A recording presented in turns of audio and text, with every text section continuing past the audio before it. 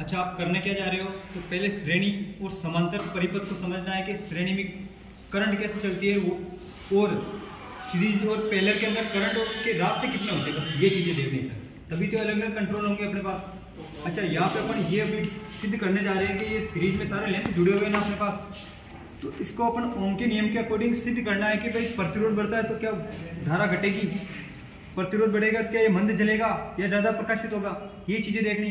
तो इससे तो हल्का सा ओम का नियम समझ में आ जाएगा। और ये श्रेणी में जुड़े हुए हैं तो इससे क्या कि वोल्टेज जो ड्रॉप होंगे ना उसका पता चलेगा। इसके अंदर समांतर का इससे पता चलेगा कि जो अलग अलग चीज़ों से कंट्रोल होती है ना तो पैरेलल कहलाएगा, अलग अलग स्विच से अलग अलग कंट्रोल होगा तो समांतर हुआ। अब अगर एक ही स्विच से सारा कंट्रोल कर दूं मैं ये, तो वो सीरीज में हुआ, क्योंकि श्रेणी का कहने का मतलब ये हुआ कि करंट के बहने का रास्ता जब एक ही होता है ना तो श्रेणी कहलाता है। और पैरेलल के अंदर सबके अंदर करंट के रास्ते अलग अलग हो जाते हैं, है ना। एक जंक्शन आएगा, जंक्शन के बाद में सारे करंट के रास्ते अलग अलग हो जाएंगे, ऐसा कौन कहेगा आगे जाके, तो जटिल परिपथों को हल करने वाला किरचॉफ बताएगा आगे करंट का और वोल्टेज का नियम। तो अभी केवल ओम का नियम देखो, फिर इसके बाद में नेक्स्ट, इसके बाद में कल किरचॉफ के नियम ही चलने वाले हैं जो जटिल परिपथों को हल करेंगे, क्योंकि ये तो सीधा सीधा बता रहा है कि भाई लैंपों को कैसे जलाना है, कैसे प्रतिरोध बढ़ाना है, करंट पे इफेक्ट पड़ना है। तो अब सुन लो एक बार वापस, क्या कहता है ओम का नियम? किसी बंद डीसी परिपथ में बहने वाली धारा वोल्टेज के समानुपाती और प्रतिरोध के विलोमानुपाती होती है ना। विलोमानुपाती यानी एक बढ़ता है तो दूसरा घटता है, बस ये विलोमानुपाती संबंध है, यानी व्युत्क्रमानुपाती संबंध है। अब अपने पास है ना ओम के नियम के अकॉर्डिंग तीन राशियों का संबंध बता रहा है यहाँ कि धारा, वोल्टेज और प्रतिरोध तीनों के अंदर संबंध स्थापित करना है, रिलेशनशिप बना रहा है कि इन तीनों को जोड़े कैसे। तो उसने ये बता दिया था ओम ने, वैज्ञानिक ओम जी ने ये बता दिया था अपने को, साइमन ओम ने, कि 1826 के अंदर कि इन तीनों राशियों को अपन भौतिक राशियों को स्थिर रखेंगे ना, ठीक है ना, भौतिक राशियों को स्थिर रखेंगे तब ये काम करेगा। मान लो धारा वोल्टेज की समानुपाती होती है, होगी वो जब तापमान स्थिर रहेगा, तापमान स्तर, क्रॉस सेक्शन एरिया और दबाव, प्रेशर, ये तीन चीजें स्थिर होनी चाहिए भौतिक राशि, तभी ओम का नियम सिद्ध होगा। बस यही इसने बताया। तो एक बार इसको हल्का सा चला के देख लो, ये क्या है ना, एक ही वायर के संपर्क में, तो इस श्रेणी हो गया।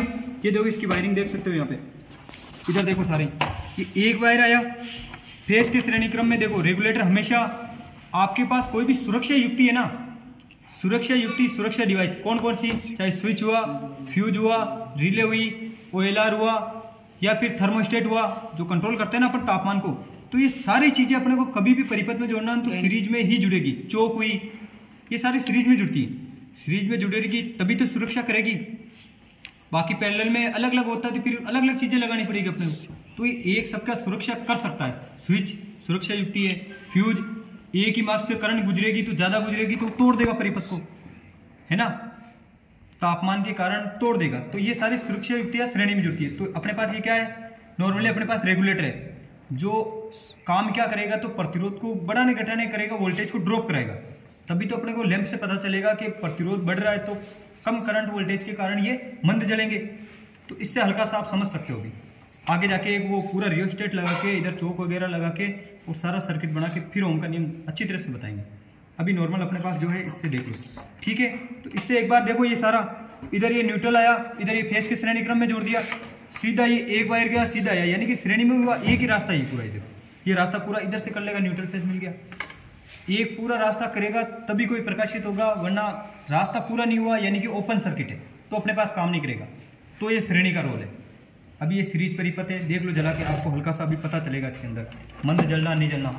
हाँ कैमरा लगा देगा इसको, देखो। तो अभी देखो सप्लाई से कनेक्ट करना है, फिर पैरेलल का देख लेना, लगा देगा इसको ना, ठीक है। अब ये देखो, अब ये आपके पास हल्का से मंद जल रहे हैं। अच्छा, अगर ये रेगुलेटर नहीं होता ना तो भी ये मंद ही जलते, क्योंकि श्रेणी क्रम में है तो एक अगर 100 वाट का हो तो 400 वाट के हो गए। तो ये कहने का मतलब सीरीज में तो एक ही 400 वाट का लैंप मान सकते हो आप इसको, तभी तो इतना ड्रॉप कर रहा है। अब इसके अंदर ये प्रतिरोध का काम ही कर रहा है सीरीज में। तो ये देखो, जब भी अपन इसको बढ़ाते घटाते हैं ना तो ये वोल्टेज में असर पड़ता है। देखो ये देखो, ये अभी बिल्कुल रेजिस्टेंस अभी बहुत ज़्यादा हुआ इसके अंदर, तब ये बंद हो गई। अब प्रतिरोध बढ़ेगा घटेगा, ये देखो, ये प्रतिरोध को घटाते जाओ, प्रतिरोध कम तो ये जल रहा है और प्रकाशित ज्यादा होगा, यानी धारा वोल्टेज बढ़ रहे दोनों। अब देखो, ये देखो हुआ ना। तो इस प्रकार ये ओम का नियम यही कहता है, अपने पास और ज्यादा सर्किट लगा के आगे बता दें, ठीक है। इसको निकालो, सीरीज का रोल समझ में आ गया। श्रेणी क्रम में। अपने घर में जो सप्लाई आती है समांतर में आती है, श्रेणी में कभी नहीं, वरना श्रेणी में होती तो एक स्विच से सारे घर की लाइट बंद हो जाएगी, फिर काम नहीं कर पाएंगे अपन। ठीक है, ये तो इसका रोल हो गया। अब आगे देखो पैरेलल में क्या होता है। अच्छा, पैरेलल में हल्का सा ये कहिए, आप समझ पाओगे।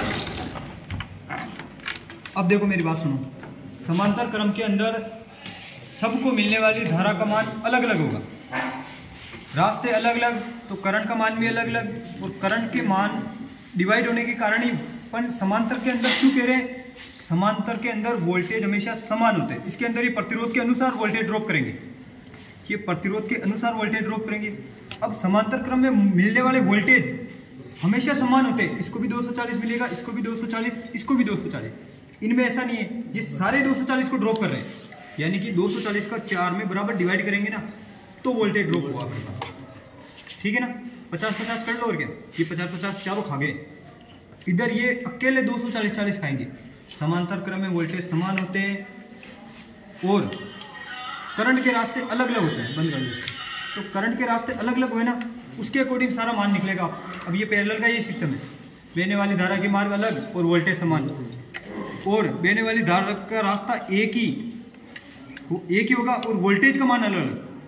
ये श्रेणी में समांतर के अंदर बहने वाली धारा के मार्ग अलग अलग और वोल्टेज का मान समान होता है, 240 240 240 ऐसे। अब देखो मेरी बात सुनो, क्या करना है, फेज अगर यहाँ पे इसके अंदर अलग अलग स्विच लगे हुए हैं तो अलग अलग स्विच फेज के श्रेणी क्रम में सीधा हिसाब है, कंट्रोल कर रहा है। एक फेज के एक बल्ब के ये एक श्रेणी क्रम में, तब ये एक को कंट्रोल करेगा, तोड़ेगा जोड़ेगा। फेज को तोड़ना और जोड़ना स्विच का काम होता है, परिपथ को पूरे को ही तोड़ना और जोड़ना स्विच का काम, सीधा हिसाब है। ठीक है, ऐसे करके इसको ये तोड़ेगा जोड़ेगा, इसको ये तोड़ेगा जोड़ेगा। न्यूट्रल सबके अंदर कॉमन कर लो, फेज अलग अलग दे दो सब में, स्विच में लगा दो इसको, एक बार देखे क्या सिस्टम होगा। देखे ये पैरेलल सिस्टम है अपने पास पूरा, है ना। ठीक है, ये सप्लाई कनेक्ट कर दिए। अब देखो एक स्विच से अलग अलग कंट्रोल जब भी होता है उसी को समांतर क्रम बोलते हैं अपन।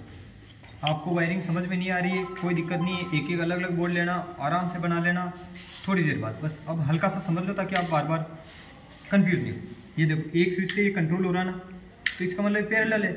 अब मैं एक से ही करता, सारे ऑन ऑफ होते ना, तो वो श्रेणी होता। ठीक है, इसको कंट्रोल करना आगे, तो ये देखो ये इसका स्विच ये है अपने पास, हुआ ना। ये घर के अंदर सप्लाई ऐसे आती है, एक इस कमरे में, दूसरे कमरे में, तीसरा हॉल में, बरामदे में, जीने की वायरिंग है, छत पे, दमदमे में, सब जगह अलग अलग होती है। मोटरों को भी ऐसे ही कंट्रोल करना है, ये ठीक है ना। इस प्रकार ये सारे पैरेलल कनेक्शन में, यहाँ तक समझ में आया। श्रेणी समांतर का यही मुद्दा है और कुछ है ही नहीं अपने पास। करंट के रास्ते अलग करो तो समांतर, करंट का रास्ता एक ही रखो तो श्रेणी में। वोल्टेज अगर अलग अलग समान मात्रा में इनको मिल रहे हैं तो समांतर, और श्रेणी के अंदर एक ही वोल्टेज का मान डिवाइड हो